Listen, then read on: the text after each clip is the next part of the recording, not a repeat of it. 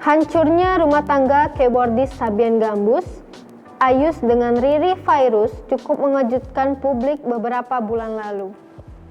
Pasalnya, perselingkuhan menjadi penyebab utama rumah tangga keduanya hancur berantakan. Ayus dikabarkan berselingkuh dengan vokalis bandnya sendiri, Nisa Sabian. Image Nisa Sabian yang dikenal sebagai wanita baik-baik pun rusak seketika.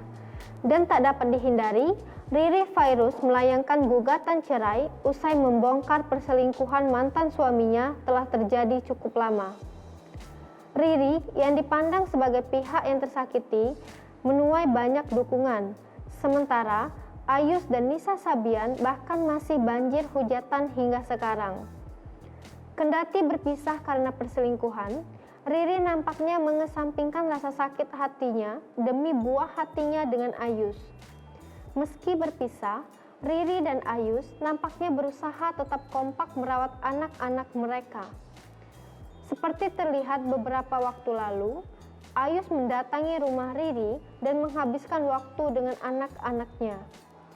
Sikap Riri yang bisa tetap akur dengan Ayus rupanya banyak membuat netizen penasaran, terutama mereka yang bercerai tapi tak bisa akur dengan mantan suami, Ayus dan keluarga sebelum dicerai Riri Virus.